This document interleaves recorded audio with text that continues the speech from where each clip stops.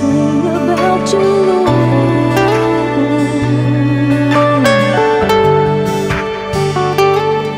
You are my creator, friend and my defender.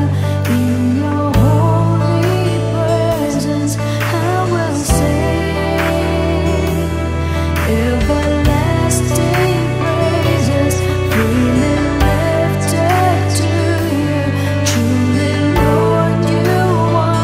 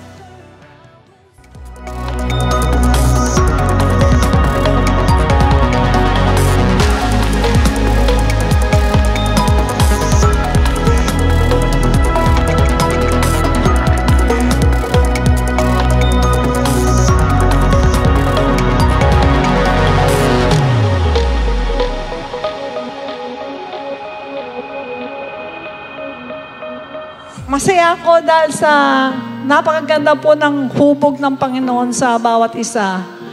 Bakit? Kasi kahit saan pala pumunta ang Jesus Christ, to God be the glory, lahat ng mga anak ng Diyos ay nandiyan dyan. Our God is greater, our God is stronger. God, you are higher than any other. Our God is healer, awesome and power. Our God, our God. Nandun tayo sa time ng any moment. Nandun tayo. Any moment pwede mag-rupture, any moment pwede magkaroon ng gera, any moment pwede lumindol, any moment pwede magkaroon ng super typhoon. Puro any moment yan. Kaya gagawin natin po ay stay connected lang po tayo. And I believe, surely, He will sustain you. Dumikit na po tayo sa Panginoon. Alalahanin na po natin ang Panginoon. Magsumiksik na po tayo sa Panginoon. Dahil sure na sure yan na lahat po ng kalayawan na ginagawa natin dito sa mundo, mararamdaman po natin wala pong kwenta yan. Every time we choose to live in the Spirit, we choose to make the Spirit of God win in our life. Every time na tinutulak natin yung kasalanan, mga kapatid, hindi mo alam, unti-unti, umaabot ka sa sanctification. And kapag umabot ka sa sanctification, then you are qualified for the glorification. Life does not depend upon mortal kings or man, kung hindi sa King of Kings, who alone is holy and glorious. You inspire me with your love, 'cause you gave your life and holy blood for us. I'm saved and now I am set free. I'm gonna praise you, lift my hands up high, giving glory to the Savior of my life. There's no other name I'll magnify. Jesus Christ, to God be all the glory. Jesus Christ, to God be all the glory. Jesus Christ.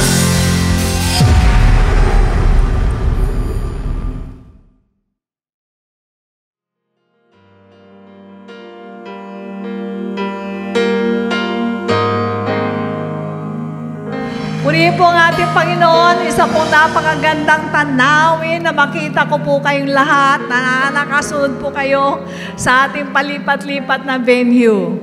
Sabi mo sa katabi mo, talagang ganun ang nagmamahal. Kaya po, hanga po kaming lahat sa inyo. Sapagkat bakit? Hindi po kayo sa tao tumitingin, kundi sa Diyos na pinaglilingkuran natin na tayo po ay tumitingin. Amen! Purihin po ang ating Diyos. Magandang araw po sa inyo lahat, sa mga kapatiran po natin na nasa Luzon, Visayas, Mindanao, at sa mga international extension churches natin na lagi pong nandyan, sumusubaybay sa ating gawain, at sa lahat po ng mga nakatune in ngayon na talagang gustong makiisa pong maghandog sa ating Diyos na buhay, sa pagpupuri, sa pagsamba, sa pasasalamat, at sa pagdinig sa kanyang dakilang kalooban. Welcome po sa Friends Again and Jesus Christ, to God be the glory. Amen. Purihin po ang ating Diyos. Ngayon po ay muli po nating lulugurin ang ating Diyos. Muli po natin siyang sasambahin. At hindi po natin kalilimutan na siya po ay paglingkuran. Alright, bago po ang lahat, magbasa po muna tayo ng ilang talata sa Biblia. So Psalms 122, verses 3 to 5. Jerusalem is built as a city that is compact together, where the tribes go up, the tribes of the Lord, to the testimony of Israel, to give thanks. Everybody say, to give thanks to the name of the Lord. For thrones are stepped there for judgment, the throne of the house of David. Bakit po? Sapagkat sa kanila nung unang panahon na sa kanila pong sitwasyon, kapag ang isang tao niyaya mo sa gawain ng Diyos, masaya sila. Talagang sumasama sila na may kagalakan. Kaya kung ganun sila, dapat sa atin po, pag tayo po iniimbitahan sa gawain ng Panginoon, pag tayo po pinapollow up sa gawain ng Panginoon, kailangan masaya po tayo. Bakit? Sapagkat pagkakataon na naman natin na magpasalamat po sa ating Diyos sa napakaraming bagay na binibigay niya sa atin. Amen. Praise God. Tunay nga po, napakabuti ng ating Panginoon at kinakailangan po handa natin ang ating mga sarili sa darating na ating hari na siyang magja-judge sa ating lahat. Amen? Iyuko natin ating mga ulo. Let us pray. Dakilang Ama, maraming salamat po. Alam po namin, O Diyos, na nakikita mo ang kalagayan namin. Sa ngayon po, Lord God, ay talagang napakainit sa aming bansa. Tulungan mo po kami na ngayong umaga ay maigawad mo sa amin ang basbas mo. Basbasan mo po kami lahat. Tulungan mo po kami na sa kabila ng panahon ay makapaghandog sa inyo. Alisin mo pong lahat at patawarin anuman ang aming mga pagkakamali, pagkukulang o dili kaya'y mga kasalanan. Lilisin mo po kaming katulad mo. Nais po namin na sa aming paghandog sa inyo ay tanggapin mo po ito, O Diyos, sapagkat napakalamig ang bagay na ipinagkaloob mo po sa amin. Kaya Ama, dalangin po namin na mula umpisa hanggang sa wakas, kayo po ang siyang magtapos. Ganon din po, O Diyos, ang panahon ay gawin mo pong maayon, Panginoon, sa aming nais na kung saan lumamig-lamig naman po. At ganon din po, Ama, dalangin po namin ng aming beloved Bishop na mga ngaral pong ngayon. Tulungan mo po siya. Sa ngalan po ng iyong anak ng sa Jesus, ipagkalaw mo po sa kanya ang double portion ng anointing mo, O God. Maraming salamat. Ganon din ang mga anak mo ngayon na makikinig ng salita ng Diyos. Huwag mo pabayaan na maging hadlang ang init, Panginoon, upang hindi mapakinggan ang iyong banal na salita. Huwag mo pabayaan ang sitwasyon upang hindi kami makapag-alay sa inyo na maayos, sapagkat ipakita mo sa amin na napalaki ng hirap mo sa amin nung kami po, Panginoon, ay ginawaran mo ng kaligtasan. Sa iyo po lahat ang kapurihan. In Jesus' name we pray and everybody say Amen.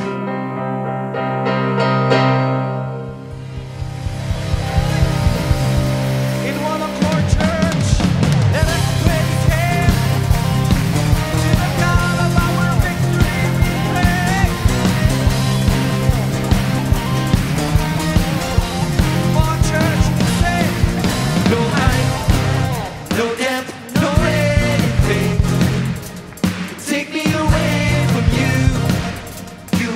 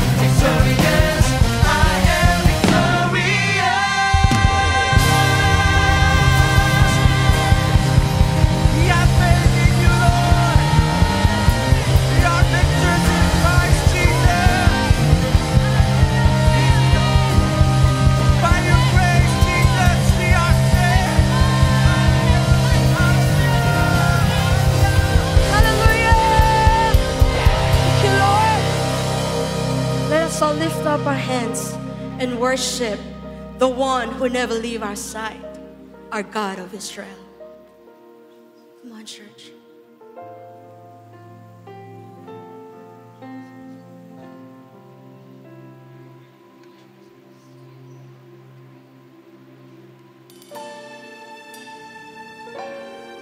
Let's feel the presence of the Lord in this place.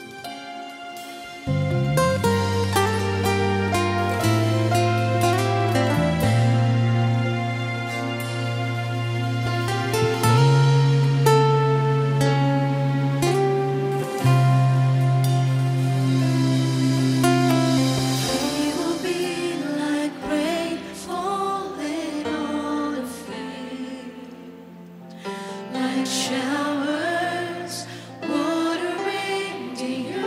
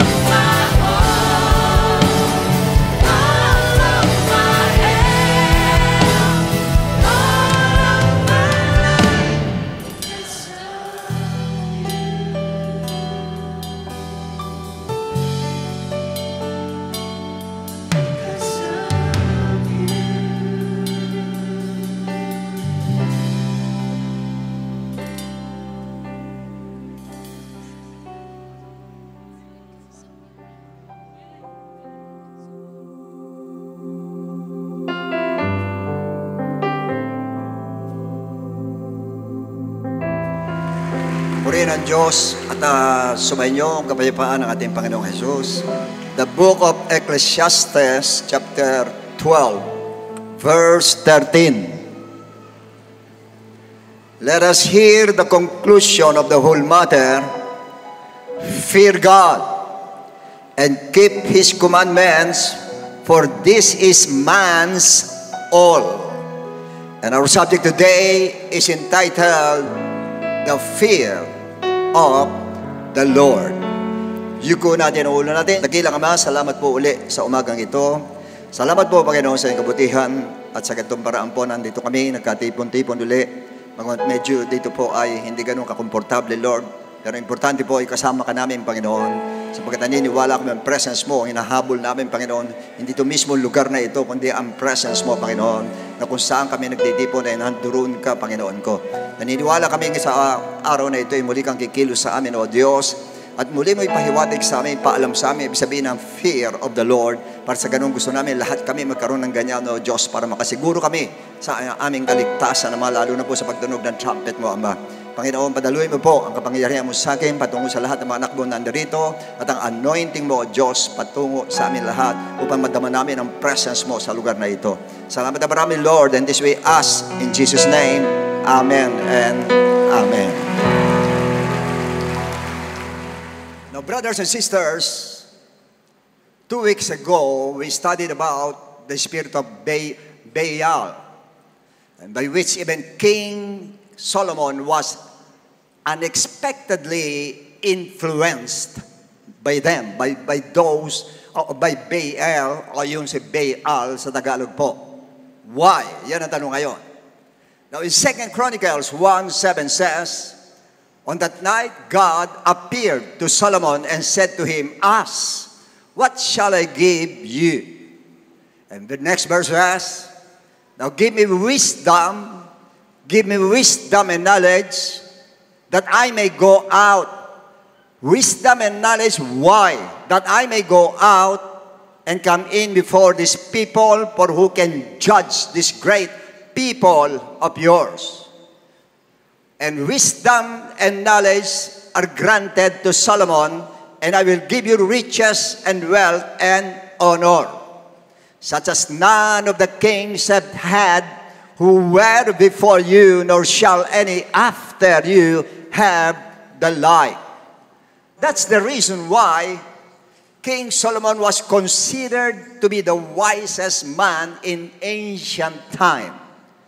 And the result of his wisdom was very evident as far as managing of people is concerned, especially in solving or resolving major conflicts. And even the Queen of Sheba was amazed when she saw and heard the wisdom of King Solomon upon visiting him in his palace or in his place. But one day, he found himself doing what God hated most, because he was worshiping Baal and Ashtoreth and Molech, the gods of the pagans. Not only that, he married 700 pagan women, which God told him not to do.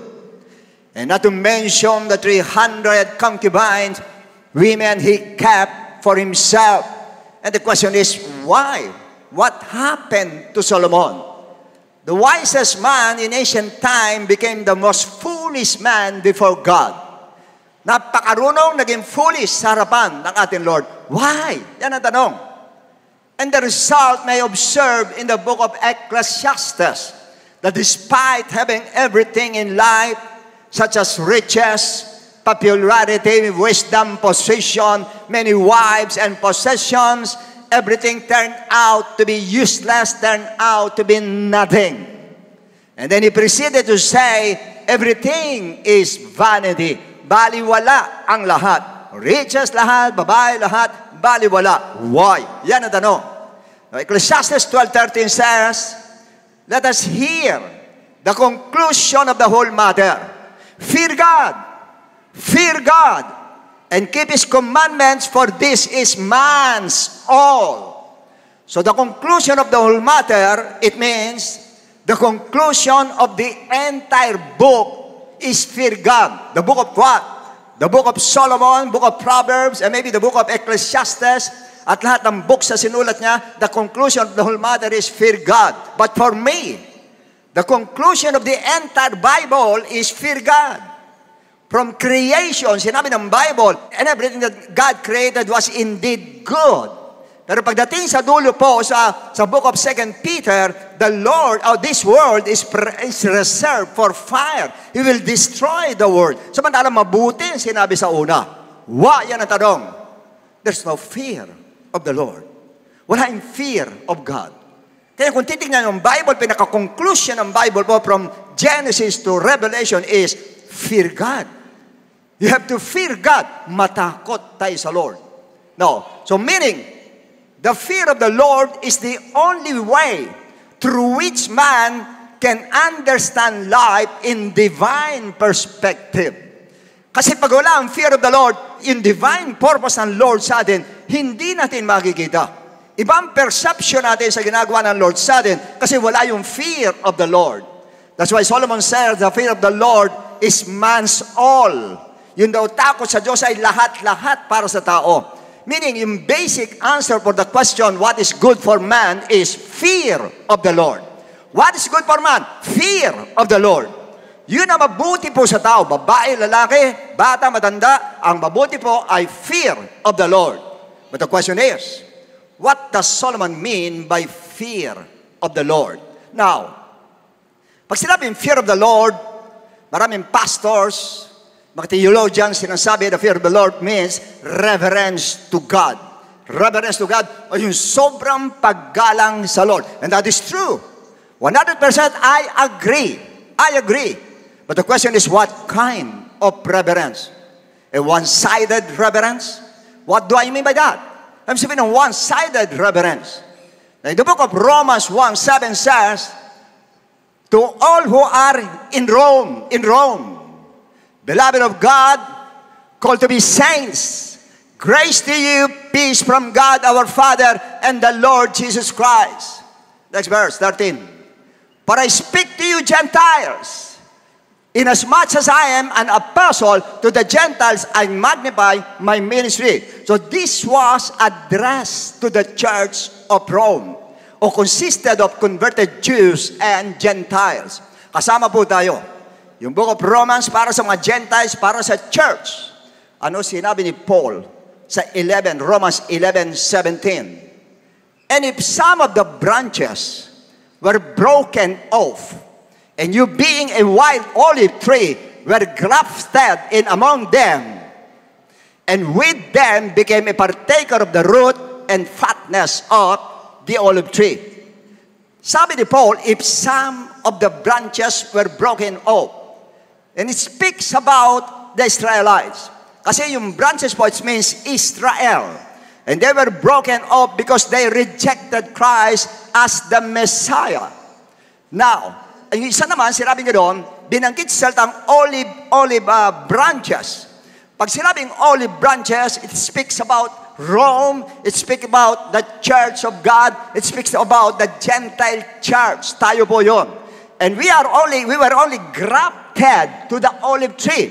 Pag sinabing grafted, dinugtong lang po tayo. Dinugtong lang. Ulitin ko ulit. Ang original tree yung olive tree ay Israel ang branch. Yung po pinutol sila kasi nag-disobey sila. Yung disbelief o yung unbelief nasa kanila. They did not believe that Christ is the Messiah. Kaya pinutol sila. Idinuktong tayo lang po. Nakukuha nyo ba? Kung titignan nyo maigi, ang binagay doon ay olive tree.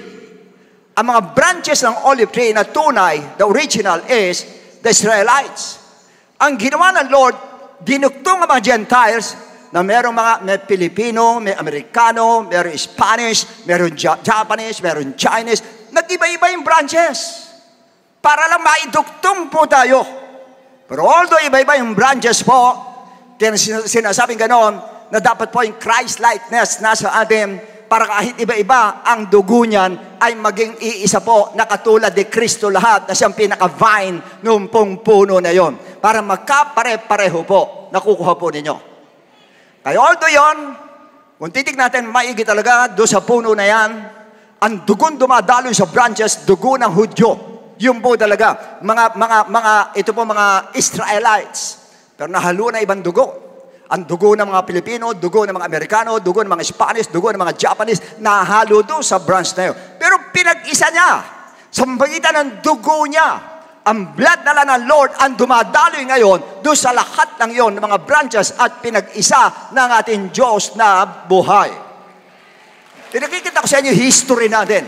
Now, verse 18 says, do not boast. Sabi dyan sa mga Romans church, do not boast against the branches.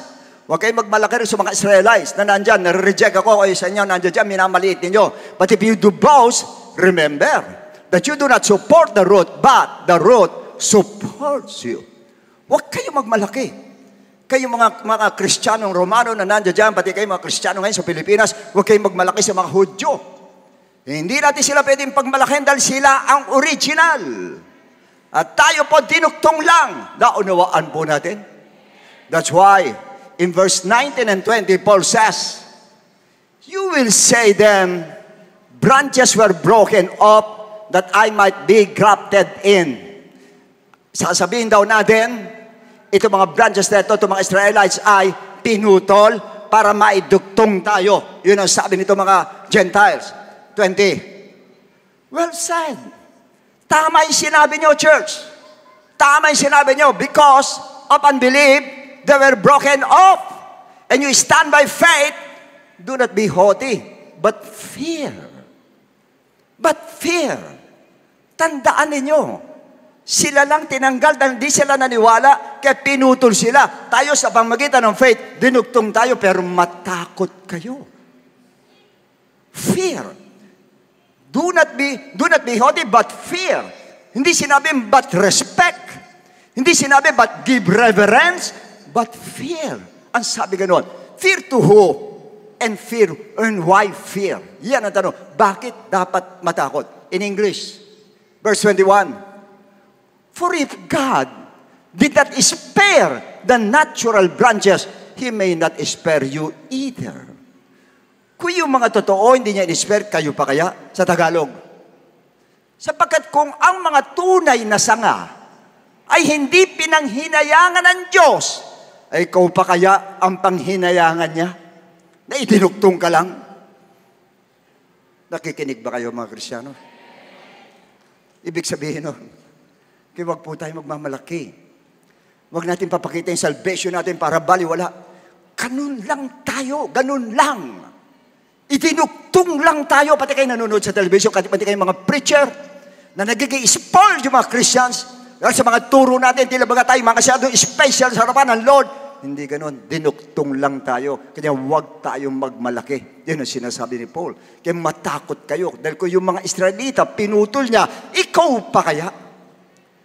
So how can you say that once you're saved, you're always saved?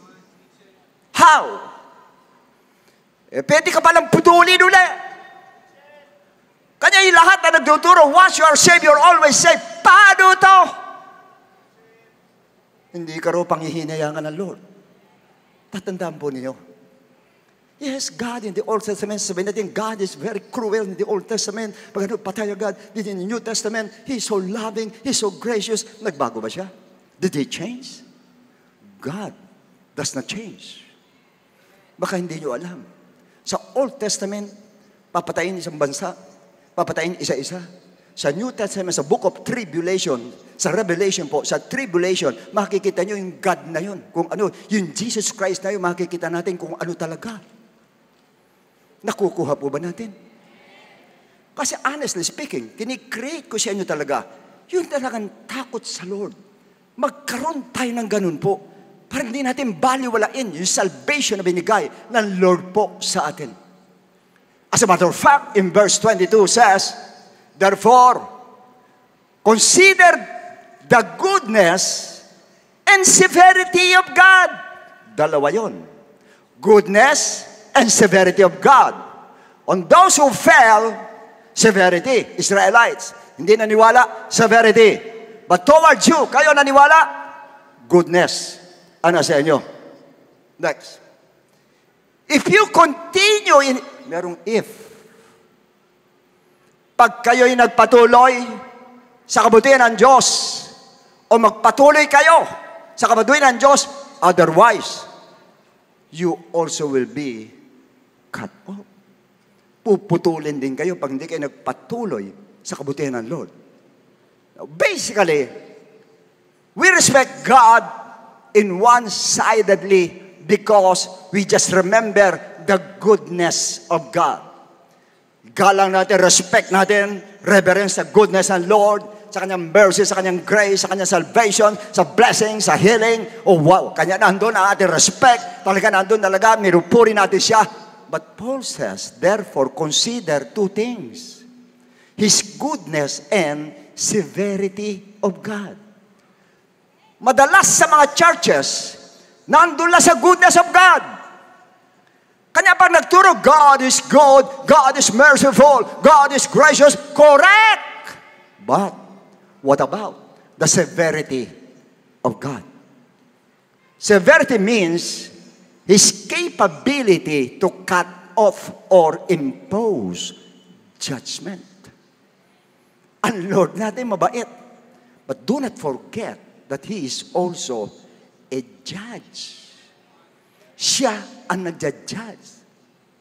So Paul clearly said, continue in His goodness, otherwise, you also will be cut off. Mapuputol ka rin. Kaya huwag kayo maniniwala, once saved, always saved. Your sin in the past, your sin in the present, your sins in the future are all forgiven. That is not true. That's not true. Imagine, hindi mo nakukumit yung sin, pinatawad ka na. Sarap ng buhay niyan. Kaya maraming Kristiyanong ganyan.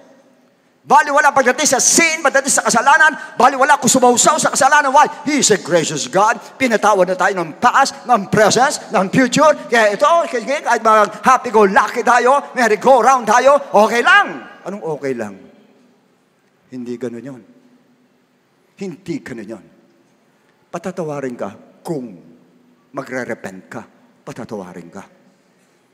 Pero no repentance, no forgiveness. Yan ang pinili yung tatandaan. Paano mo kayo masasabing yung takot, fear of the Lord is just a mere reverence to God? Na reverence lang, pagkalang sa Diyos, ikayan. Puputuli na ako kung reverence. Ano reverence? Matatakot ako. Abay, gagalang ko ang Lord para hindi ako putulin. Gagalang ko, hindi. Natatakot ako, ayoko maputol doon. Tama ba o hindi? Yes. Pwede naman maglambing sa Lord. Pwede mo siyang tawagin, Father. Iba nga, Papa Jesus. O sige, papayagan na rin natin. Papa Jesus, pantawag. Oh yes, pwede. Pero when it comes to sin, fear Him. Fear Him.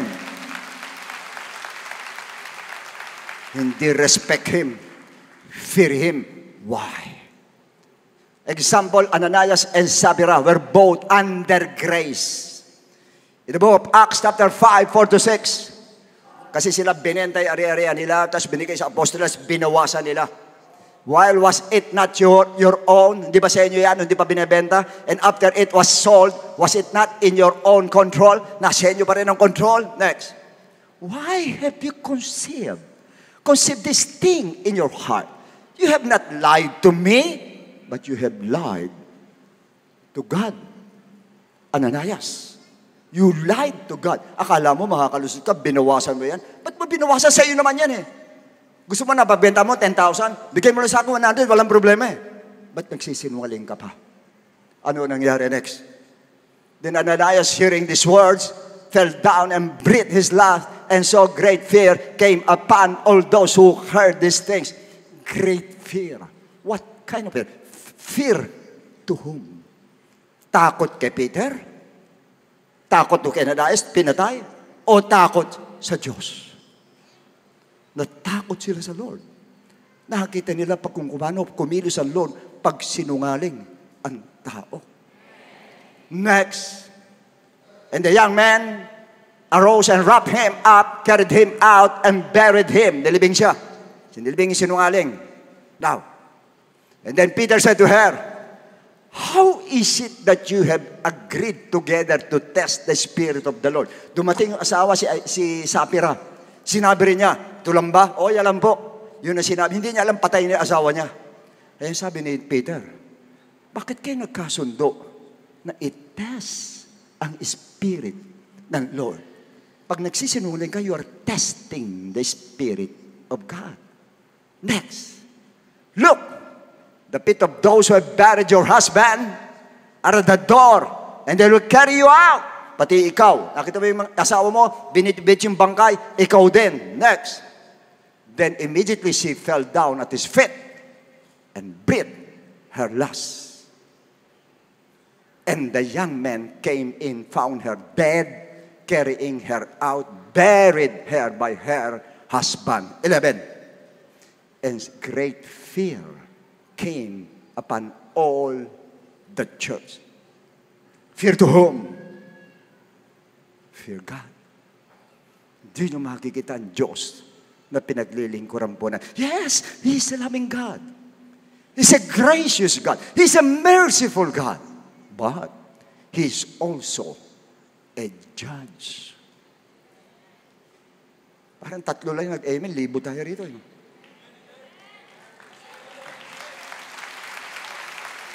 Honestly speaking, yung ganitong preaching ang magliligtas sa inyo. Hindi puro, God is good to you, God will help you. Eh, that's true, that's all true. Pero ito, paano ito? The Church of Pergamum, Revelation 2:15-17, church ito. Does you also have those who hold the doctrine? Take note. Ang kaso nila sa Lord, doctrine. Wrong doctrine. Doctrine of the Nicolaitans, which things I hate. Bakit siya namuhi? Doctrine. Ayaw ng Lord ng false doctrine. Kaya sinasabi nyo, pinanunod nyo, pare-pareho. Anong pare-pareho? Iba-iba yan. Pare-pareho lang Christian living yan, pero pagdating sa doctrine, iba-iba yan. Kaya ingat kayo. Doctrine ang dahilan, sinabihan ng Lord, ang Church of Pergamum. You hold the doctrine of the Nicolaitans, which things I hate. I hate wrong doctrine. Next. Repent! Repent or else! Magsisi ka kung hindi. I will come to you quickly and will fight against them with the sword of my mouth. Next. And he who has an ear, let him hear what the Spirit says to the churches. To him who overcomes, I will give some of the hidden manna to eat. Do sa makaka-overcome. Eh pag hindi mo na-overcome, yung false doctrine, alam mo na kung mangyayari sa'yo. If you will not repent. Next. And I will give him a white stone, and the stone with a new name, written which one knows except him who received it. Even the church of Ephesus, Revelation 2:4-5, the same. Verse 7, the same. The church of Thyatira, Revelation 2:20-23, the same. Ando na warning ng Lord, repent or else. Repent or else. Likewise, the other two churches, ganun po ang ginawa ng ating Lord. Yun po nakasulat sa kanila. But the most direct words of the Lord about fear in Him is in Matthew 10:28. Ito pinakamatindi, sinabi niya, matakot kayo sa akin. Do not fear those who kill the body but cannot kill the soul. Huwag kayo matakot sa demonyo. Ang devil po, kayang patayin lang ang katawan nyo, pero ang kaluluwa nyo, hindi. Kaya iba nakita nyo sa New Testament, even the early church, pinapatay sila, bali wala sa kanila. Why? You can kill my body, Nero. You can kill my body, devil, but not my soul. Hindi kaya. But, rather fear. Fear ba o respect?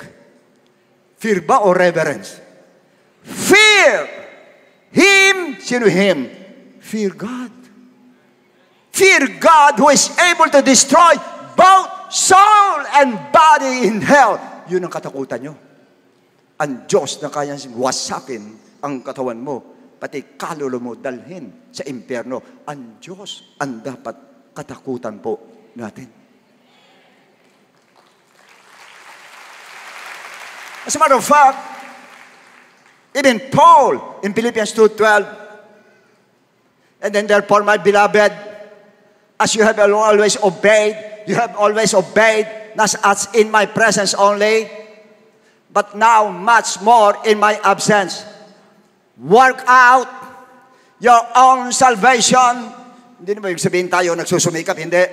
God is working in you. Ang Diyos pa rin ang nagkatrabaho para sa atin. Not us. Wala tayo. Ang Lord pa rin. But with fear and trembling. Ang sabi nila, yung fear dito ay reverence. Okay, I agree. Reverence. Kaya lang, yung bang reverence mo may kasamang trembling? Yun ang tanong. Meron bang gumagalang na, ba't ka nanginginig? Kasi ginagalang kita eh. Ba't ka nanginginig? Kasi natatakot ako. Yun ang dahilan. Nakukuha po natin. Now, bakit ganyan si St. Paul? Yan ang tanong. 2 Corinthians 12:7-9. And lest I should be exalted above measure by the abundance of the revelations, a thorn in the flesh was given to me, a messenger of Satan to buffet me. Buffet means blow by blow. Grabe ang barat sa kanya ni Satan. Lest I be exalted above measure. Next. Concerning these things, dahil dito, I pleaded with the Lord 3 times. Nanalangin sa Lord 3 times that to depart from me. Lord, para mo ng awa, tanggalin mo ito. Bakit niya? St. Paul, matindi sa long suffering. Ngayon, Lord, alisin mo ako. Alisin mo ito, nahihirapan ako. Alisin mo ito. Ibig sabihin, mabigat. Yung thorn in the flesh. Hindi po parusa yun. Para wag lang siya magmalaki. Kaya si Paul sa Philippians, sinabi niya trembling, ito nga thorn in the flesh lang, hindi na siya halos maganda ugaga, sakit na siya. Yung pa kayang parusahan ka ng Diyos dahil sa kasalanan. Kanya alam niya kung ano ang Diyos tumingin, mag-deal ng kasalanan. Alam niya. He knows how God deals with sin. Alam niya. And he said to me, my grace is sufficient for you, for my strength is made perfect in weakness. Therefore, most gladly I will rather boast in my infirmities, that the power of Christ may rest upon me. Yun sinabi niya. In other words, yan naging problem ni King Solomon.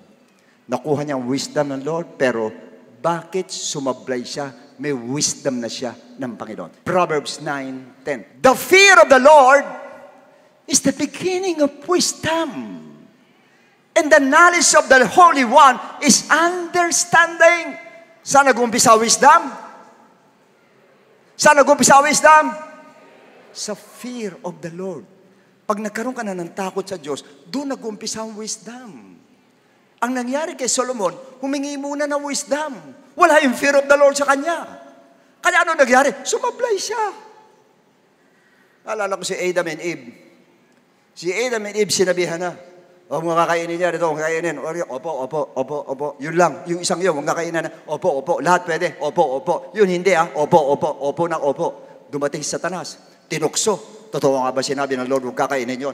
Bumigay. Bakit bumigay? Tinignan niya yung puno Hindi niya tinignan, hindi niya naalala yung utos ng Lord. Sinabi niya, bawal nga ika, titignan, bawal yan. Dinagdagan pa niya. Pero bakit yung tinukso siya, nalimutan na niya? Pagkatapos makita niya maganda, pleasing sa eyes, magiging wise ako, kinain niya, sinama pa yung asawa niya. Why? Yan ang tanong. Sa 3:9, nung tapos na sila magkasala, then the Lord God called to Adam and said, Adam! Where are you? Nasaan ka na, Adan? Sumagot siya. So he said, I heard your voice in the garden and I was afraid. Adan, huli na. Yung takot mo, huli. Kung nauna pala nung una, hindi ka napatugso na natatakot ka sa Lord, hindi ka dapat nahulog. Nahuli yung takot.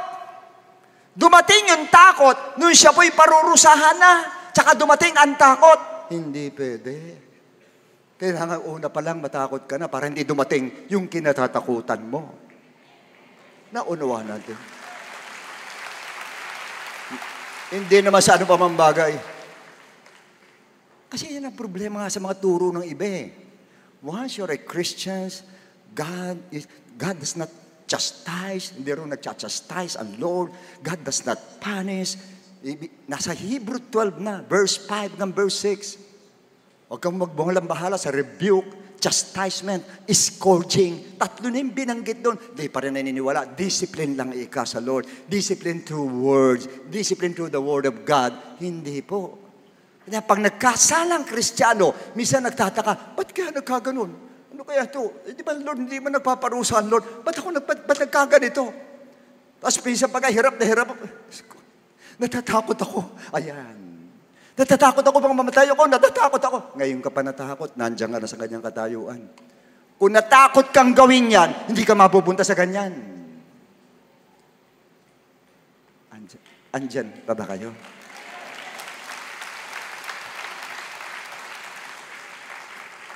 Yun ang tinatawag na delay fear. Na-delay yung kanyang fear. Kanya yun ang nangyari sa world. Nakita niyo yung nangyari sa world? Because of lack or absence of the fear of God. God cursed the world. Eto tayo ngayon. Ngayon, paypay tayo ng paypay dito. Kasama yan. Hindi naman dapat uminit ng ganito eh. Sa kasalanan, kanya nagkaganyan. Why? Isang taong hindi natakot sa Diyos gumawa ng kasalanan. Kanya nga sabi ko sa inyo, the fear of the Lord, ang pinaka-missing link from Genesis to Revelation, the fear of the Lord. Sana nauna yung fear of the Lord, tsaka pinanganak si Adam, nilagyan ng fear of the Lord. Ayun na, pwede na. I'm sorry, hinahanap ko yung verse, meron yun eh. Sabi ng Lord, I will put fear of the Lord sa'yo. Siya mismo maglalagay. Sa mga businessmen, full of wisdom. Mga elite, full of wisdom. Politicians, full of wisdom. Scientists, full of wisdom. Drug lords, full of wisdom. Pero saan ginagamit? Sa mali, sa masama. Si Putin po puno ng wisdom. Ano-ano pinagagagawa? Andiyan, gusto, wasakin na Ukraine. Pagkatapos siya, may isusunod na naman yan. Alam ko, magka-capture siya. Why? Wisdom. Pero wisdom na hindi maganda. Wala yung fear of the Lord. Ang nasa kanya yun, the world, wisdom, the wisdom of this world. And what is the wisdom of this world? James 3:14-16. But if you have bitter envy, self-seeking in your hearts, do not boast and lie against the truth. 15. This wisdom does not descend from above, but is earthly, sensual, demonic wisdom.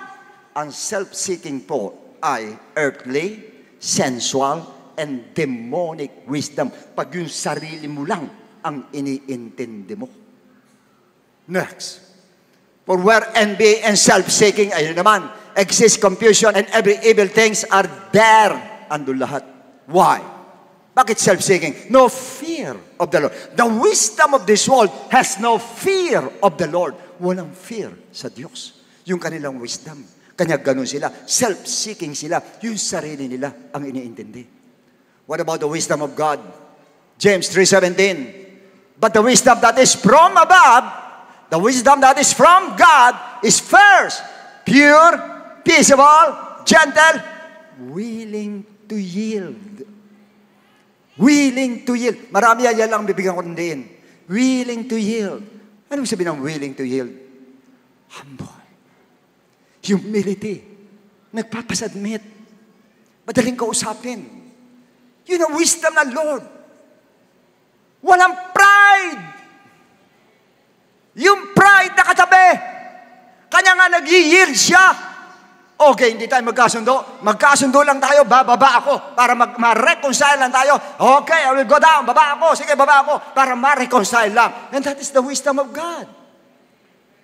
The wisdom of God. Humble in what way? Gusto nyo malaman ang wisdom ng Lord? Proverbs 8:13. The fear of the Lord is to hate evil. Yung takot sa Diyos is to hate evil, to hate pride and arrogance. yun na lang ang pag-usapan natin. Pag sinabing fear of the Lord means, you hate pride. Ayaw mo ng pride. Kahit nasaktan ka, hindi, ayoko ng pride. Bati tayo, ayoko ng pride. Why? Yun ang gusto niya. Ayaw ng Lord may pride. Kaya yun talaga, kanya pag may fear of the Lord ka, wala kang pride. That means, pag ikaw, kanya ka ma-pride, kasi wala kang fear of the Lord. Kasi kung may takot ka sa Diyos, matatakot ka manakit ang kapwa mo, matatakot ka, hindi ka magkasundo because you have the fear of God. Honestly, wala akong mabigay na example, kundi yung pagkatao ko mismo.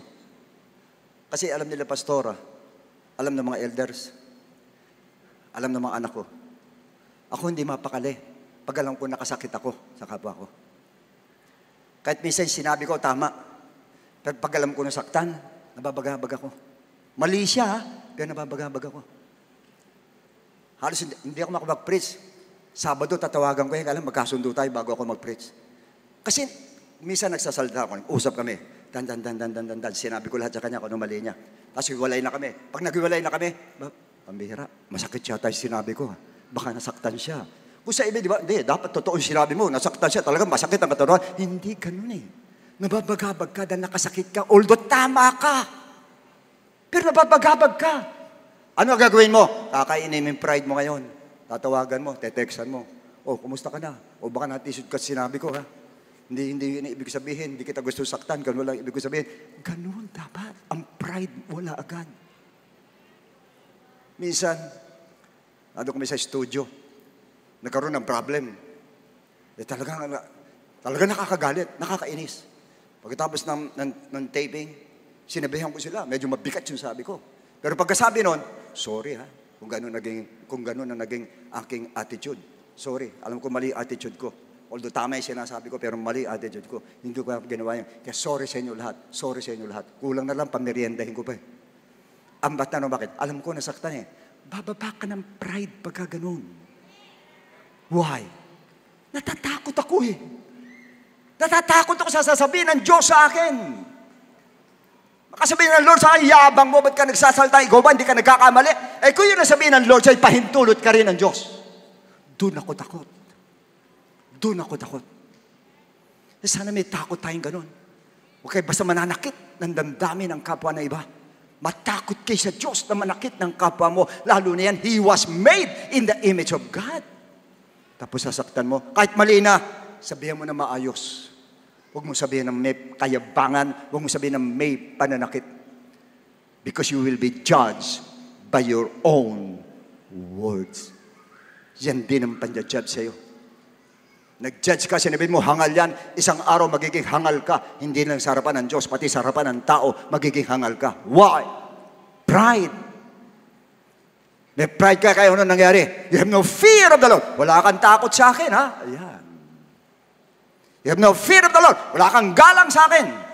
Ginanyan mo, may Kristo rin yan. Ginanyan mo yan. Ayan ngayon. Ingat kayo. Pagka nakaka-conflict nyo, kapatiran, mag-ingat kayo, may Kristo yan.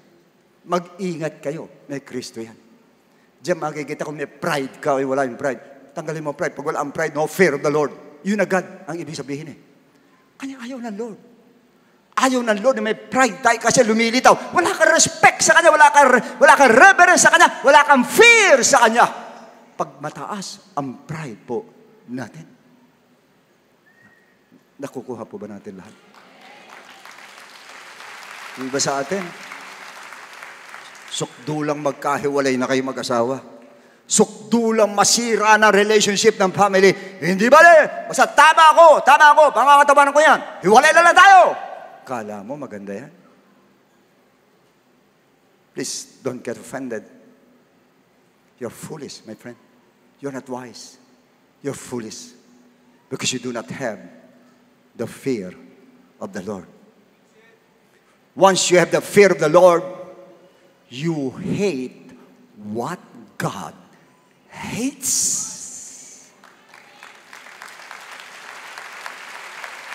Kung hate ng Lord ang pride, dapat hate mo rin ang pride. Ayaw mo ng pride. Dapat ganun sa atin po. Now, ako natutuwa sa inyo. Kahit tumainit na ganito, nandyan kayo. Hindi yun alis yung sinabi sa sarili, gusto ko, at may pera ako, kailangan sa aircon ako, kailangan sa malamig ako, lilipat ako sa malamig, pero nagtsatsaga ka pa rin. That is humility. That is humility before God. Alam mo na mainit dito, and yet, andyan ka, nagtitiis ka pa rin. Lord, wala makalipat. Huwag ka mag-alala. Bibigyan ka ng reward ng Lord. Now, the benefit of fear of the Lord. Ano naman ang makukuha mo pag may takot ka sa Diyos? Gusto niyo malaman? First, Proverbs 22:4. By humility, which is the fear of the Lord, and the fear of the Lord, ayun, binanggit pa rin, are riches and honor and life.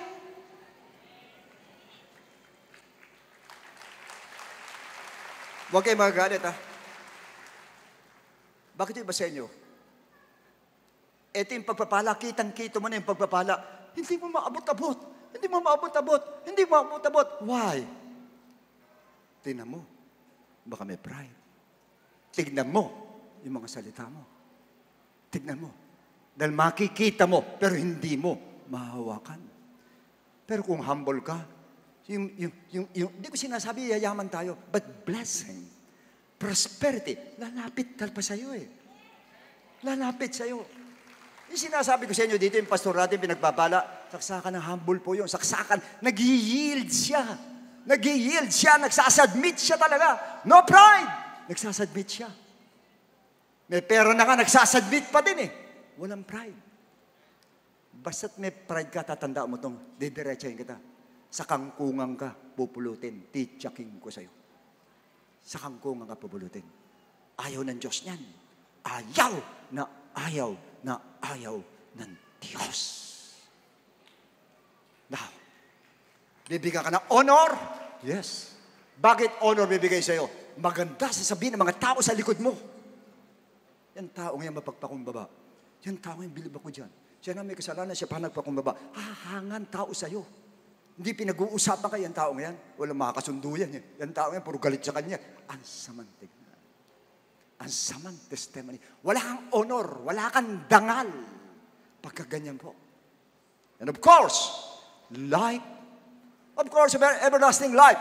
Ano pa? Bukod sa everlasting life. Proverbs 10:27. The fear of the Lord prolongs days, prolongs life. Humahaba daw ang buhay na may takot sa Diyos.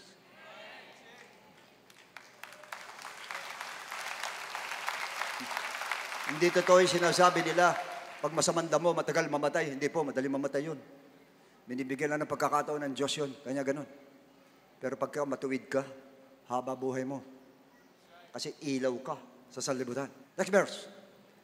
Do not be wise in your own eyes. Fear the Lord. Depart from evil. Verse 8. It will be held. Ano raw pag may fear of the Lord? It will be health, good health to your flesh and strength to your bones. Lalakas ka pa eh. Physically, ang sinasabi ng Lord. Lalakas ka. Pati health kasama. Once you have the fear of the Lord. Kasi alam niyo kung bakit? Once you have the fear of the Lord, you have the real peace of mind. And you have a merry. And the merry heart is like a medicine. Kaya malakas ka. Kasi wala ka stress. Kasi pag problem, babakan na lang. Okay na, arrive na. Kaya wala ka na stress. Wala ka na iniisip. Kaya tayo nagkaka-stress, lumalaban tayo eh. Hindi, ako tama eh. Hindi, ako tama. Ayun, isip ka na isang ganyan, hindi ka makatulog. Kinabukasan, hindi ka na, nakano na, mata mo, hindi, tama ako. Tino ba yung umamin ng kasalanan? Wala namang problema. Siguro mali nga ako. Kinaumagahan, fresh na fresh yun. Ano gusto mo? Nagpakumbaba ka, ganito itsura mo? Ay, nag-pride ka, ganito itsura mo? Maganda. May health ang kailangan. And for your information, ang health natin ay nasisira dahil sa stress. At basically, kaya tayo na-stress dahil sa pride. Madalas po. Misa sa dami ng trabaho, Babanata mo, gusto yung trabaho niya, tatapusin ko to kasi nakakahiya naman. Pride na naman. Hindi na kaya ng katawan mo. Para masabi lang, natapos mo, masabi lang, magaling ka, kaya tinapos mo. Pride na naman. Kaya yung health mo, bumabagsak. Not only that, protection for your family, meron din po. Psalms 128, di tayo magtatapos. Blessed are all who fear the Lord, who walk in obedience to Him. Why? You will eat the fruit of your labor. Blessing and prosperity will be yours. Ibig sabihin, yung iyong pinagpapaguran, may enjoy mo ang fruit ng labor mo.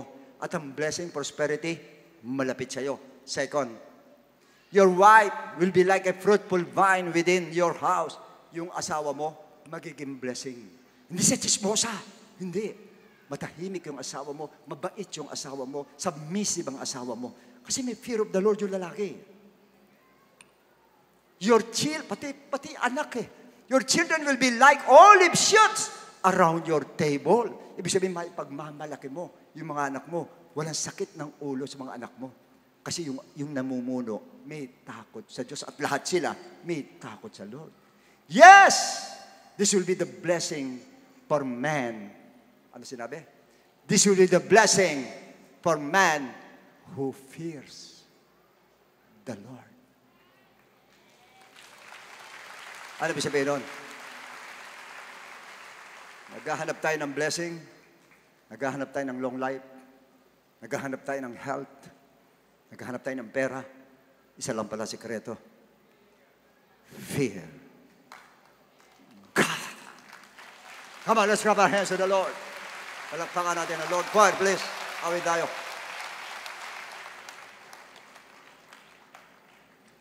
And hopefully, sana tatinalakay natin ngayon, pag-uwi natin. The fear of the Lord is the beginning of wisdom. And what is the wisdom of God? Yielding or humility.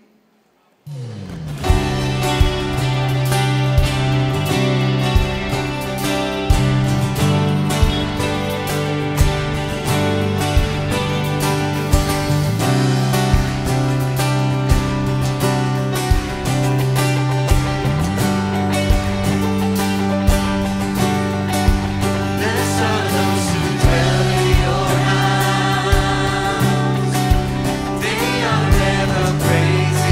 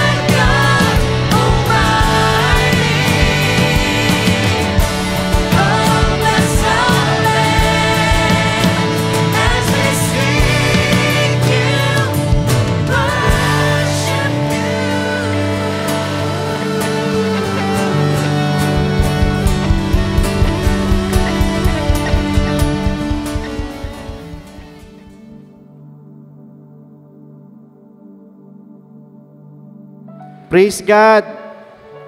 So sa pagkakataon po ito, nagpapasalamat po kami sa ating Panginoon. Salamat sa Lord, mga kapatid, for this enlightening message. Amen po ba? Alam niyo po, napaka-importante po talaga na meron po tayong fear of the Lord. Napakahalaga po niyan, which means, of course, yung reverence sa Kanya. Pero hindi lang po yan. Hindi lang po yung reverence. Katulad na napakinggan po natin, we are reminded na wag po tayo magmamalaki po sa Diyos. Amen po. At lagi po natin tatandaan na yung fear of the Lord is to hate evil, to hate pride, to hate arrogance, at yung po mga evil ways po or evil way. And moreover, do not take yung ating pong salvation for granted. Tandaan nyo mga kapatid, dahil tayo po ay dinugtong lang po ng ating Panginoon. At tandaan po natin na ang Diyos po natin ay may capability para tagpasin din po tayo or impose ng judgment po kapag pinabayaan po natin or ipinagwalang bahala po natin ang ating pong kaligtasan. Kaya po importante po yan. And all the more that we have to work out for our own salvation. Amen po mga kapatid. Alam niyo po kasi pag nandun po yung fear of God, ito po yung magdudulot po sa atin ng mabuti sa ating pong mga buhay. Una na dyan po yung ating riches, yung honor, binanggit yan kanina. Of course, yung buhay po natin at kasama na din po yung protection ng ating Panginoon. Imagine, pati yung protection ng Lord nasa iyo, pati sa pamilya mo, at higit sa lahat, ay ilalayo ka po saan? Sa pagkakasala. So sa pagkakataon naman pong ito, sa animing bumbun ng mga bisita na nandito, if you have first-time guests and visitors, unang-una, you're all welcome at salamat po sa pagdalo po ninyo sa ating pong gawain. No, so allow me to get a few minutes of your time and also sa lahat ng mga first-time viewers po natin, sa mga bisita po natin na nandito, napakinggan po natin ngayon yung tungkol kay King Solomon, kung saan dumating yung point para sa kanya, everything is in vain. Everything is vanity.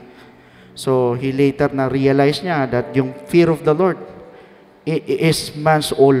Lahat-lahat sa tao. So, the same thing po na is true sa atin pong mga buhay. Kaya mahalaga na sa mga bisita po na nandito na magkaroon po tayo ng relasyon po sa ating Panginoon. Sa paano pong paraan? That is by accepting Jesus in your life and believing in His gospel for you to be saved. Now, pag sinabi natin salvation, so please listen to me, ganyan po sa mga first-time viewers po natin.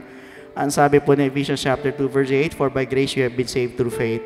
Malinaw na sinabi po ng talata that we are saved by grace through faith. Kaya lang ang tanong, saan tayo mananampalataya at maniniwala? That is found in 1 Corinthians chapter 15 verses 1 to 4. It is about the death of Christ, the burial of Jesus Christ, and the resurrection of Jesus Christ na kailangan po natin sampalatayanan at paniwalaan. Yan po yung tinatawag na gospel of Jesus Christ na kailangan maniwala po tayo doon. Kaya ito pong death, burial, and resurrection. Kaya alam po ang tanong, is believing enough? Pag kayo ba'y nanampalataya at naniwala, wala na kayong gagawin, tapos na, tutuldok na kayo doon.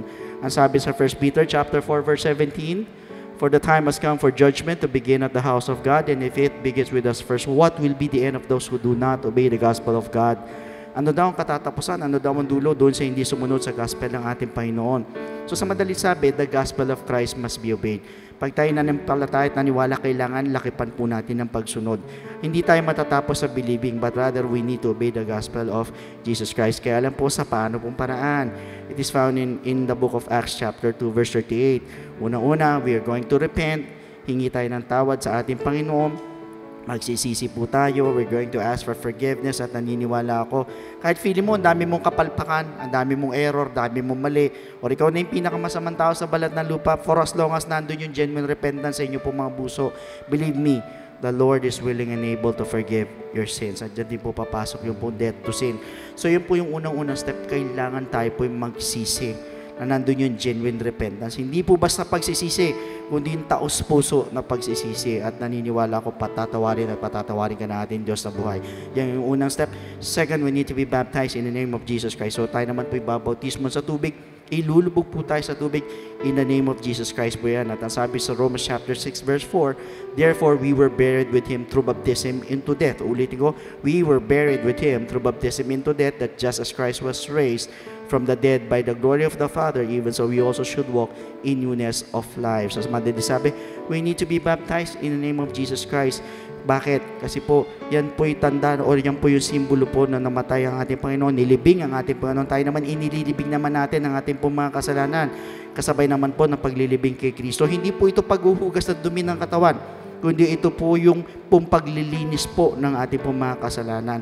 So, kailangan tayo po yung mabautismoan in the name of Jesus Christ po yan.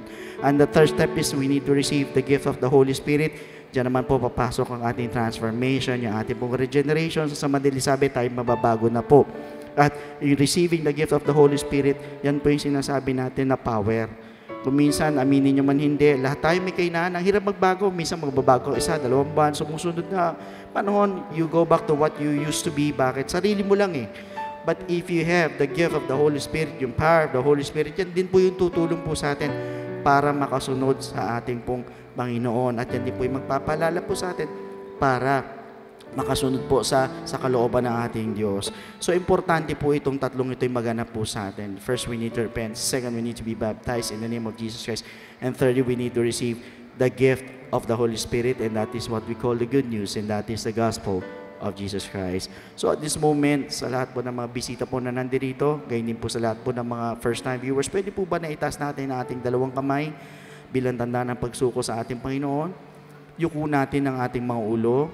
Sige po, taas po ninyo yung kamay ninyo.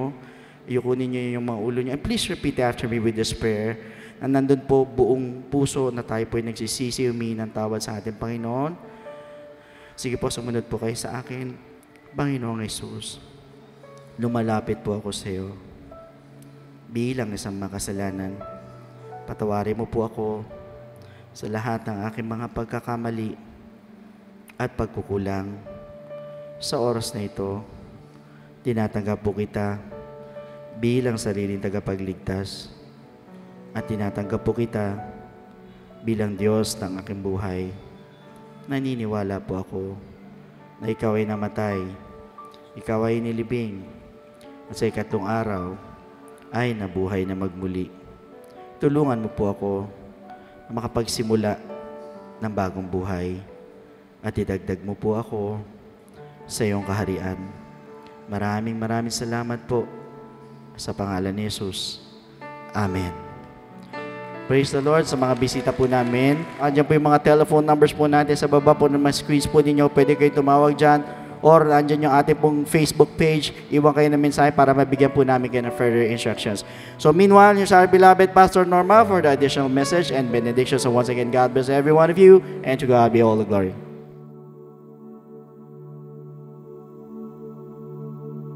Amen. Praise God. Purihin po ang ating Diyos na buhay. Alright. Salamat sa mensahe ng kaligtasan, Pastor Lud. At dalangin namin na marami rin na nanonood sa ating pong YouTube ay tumanggap pa rin po sa katotohanan. Dadako po tayo sa offertory sa Genesis chapter 12 verses 7 to 8. Then the Lord appeared to Abram and said, "To your descendants I will give this land." And there he built an altar to the Lord, who had appeared to him. Verse 8, and he moved from there to the mountain east of Bethel, and he pitched his tent with Bethel on the west and Ai on the east. There he built an altar to the Lord and called on the name of the Lord. Purihin po ang ating Diyos. Ito pong ating father of faith, si Abraham, ay dumanas din na kung saan palipat-lipat din. Yan.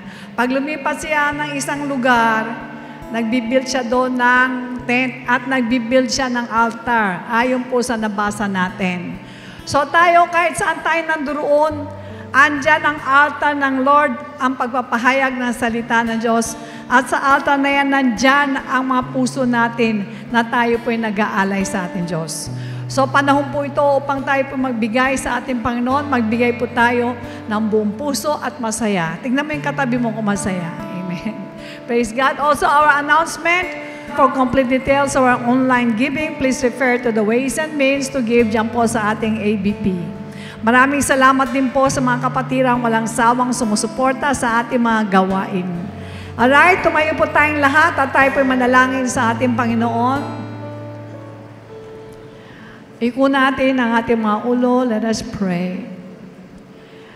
Dakilang Ama, maraming salamat po. Dahil kahit saan kami magpunta, buhay na buhay ka at kami po'y kinakausap mo. Nakita namin na kahit saan magpunta si Abraham, ay ganun din kinakausap mo. Kami lahat ay kinausap mo ngayon at tinuruan mo kami magkaroon kami ng fear of the Lord. Fear sa inyo, O God. Anong klaseng fear? With fear and trembling, kinakailang pong work out namin ang aming salvation. Na magkaroon kami sa aming mga buhay ng humility, Lord. Alisin po namin ang aming pride. Alisin namin ang aming arrogance, Lord. At ganun po ay matuto kami mag-yield upang maging maayos po ang lahat kami sa aming mga kasama. Sapagkat you hate evil things, Lord God. Kaya kaming lahat ng mga anak mo, kinakailangan pong idamit po namin ang righteousness sa to, pang sa ganun matanggap po namin ang blessing na mula sa iyo. Marami ka mga pangakong blessing, Panginoon, sa mga anak mo, na kung saan ay may takot sa inyo. Kaya dalangin namin na ipunla mo, Panginoon, ngayong araw na to sa mga anak mo, ang takot sa inyo, O Diyos, maging mapagkumbaba, yielding, O God, alisin ang arrogance, alisin ang evil things sa aming buong katauhan, and 100%, Lord God, ang kamay mo, Panginoon, ay hindi mahadlangan upang bigyan ng mga blessing ang mga anak mo. Tinataas din namin sa iyo, Lord, ang bawat isa, ingatan mo po ang kaisipan. Huwag mo pong pahintulot, Panginoon, sa mga deception ng kaaway. Ganun din mga pisikal ang pangatawan, huwag mong pahintulot, Panginoon, sa mga sakit na lumalaganap po ngayon. And Lord God, pagpalain mo't ibuhos ang masaganang pagpapala pagdating po sa pinansyal. Ingatan mo, Lord God, ang bawat isa sa pag-uwi, Lord. At dalangin namin, Panginoon, kung di man kami nagmamalabis, dalangin namin ang magpadala ka ng clouds, Lord, upang kumilimlim at hindi po masyadong mainit, Lord, in Jesus' name, Lord. Sa pangalan ni Jesus, siniling po namin, magpadala ka ng clouds. Kung paano pinadala ng clouds ang mga Israelita nung sila po ay naglalakbay sa disyerto na pagka malamig, Panginoon, pinapadala mo ng ampoy. Pagka mainit, pinapadala mo ng clouds. Ganun din ang gawin mo sa inyong mga anak, Lord God. At kami po ay nagpapasalamat sapagkat napagtiisan namin kahit ganitong medyo mainit sa lugar na to. Basta ang mahalaga, kami po ay nakapaghandog sa inyo, Lord God. Na ipakita namin sa inyo ang aming malaking takot sa inyo sapagkat alam namin na hindi namin kayang tumbastan ang laki ng hirap mo, Lord, nung ikayo po ay nakarating sa cross of Calvary. Kaya iba yung kalakasan ang ibibigay mo sa bawat isa. Sa iyo po lahat ng kapurihan, ingatan mo rin ang mga leaders namin kung paano po nila tatapusin mga problema na bansa upang manatili po ang peace and order sa aming bayan. In Jesus' name we pray and everybody say Amen. Amen. Praise God.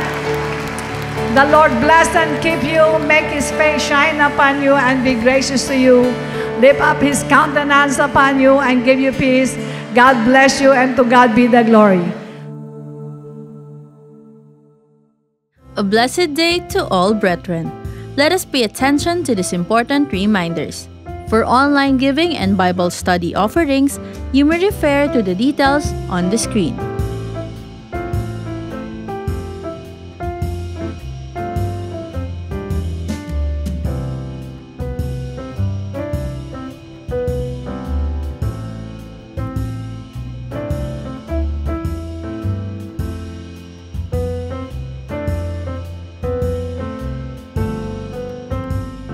Kung nais niyo pong magpa-schedule ng baptism or one-on-one counseling, you can call us via the contact numbers flash on the screen o mag-send ng message sa ating Facebook page.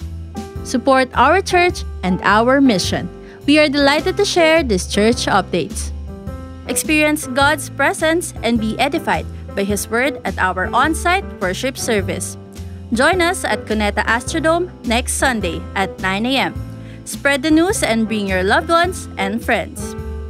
To all Servants Force from main and extension churches, as well as extension church pastors. Don't miss the exclusive topic of our Servants Force devotion entitled The Gospel of Salvation, starting on April 30, Tuesday, 7 p.m. via the exclusive YouTube link. Calling all Nugent.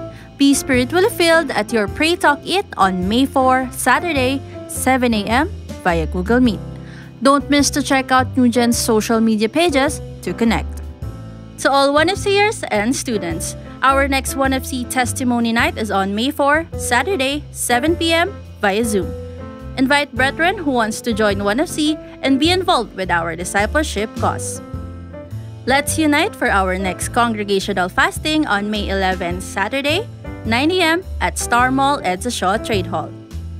To all Servants Force teaching of the main church, be ready for your team building happening on June 7 and 8, Friday and Saturday at a new venue. See you at Planjeto Hills Resort and Conference Center at Tanay Rizal. Registration fee is 2,500 pesos per head. Good news! This is your chance to join the Servants Force, calling all those with God-given gift and skills. We are looking for passionate individuals who will be part of worship team, cat prod, and service operations ministries. Meanwhile, for worship team, we need vocals and band such as electric or acoustic guitarist, bassist, keyboardist, and drummer. For cat prod, we need new addition to the C-Cube, video team, multimedia and graphic services team, audio and tech support. The service operations is also in need of Bethesda, Gideon, and comrades.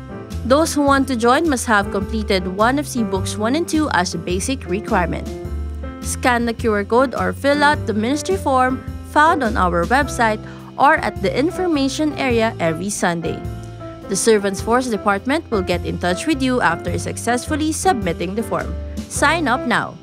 IDO for Music is now available on Spotify, Apple Music, Deezer, Amazon Music, and other digital platforms. Use IDO for Songs on Facebook, Instagram, and TikTok. Our church merchandise are up for grabs. Our very own calling card and sticker are available for purchase. We encourage you to visit our church kiosk located at the entrance to purchase. To order, you can also contact us via our Facebook page or the numbers flashed on the screen.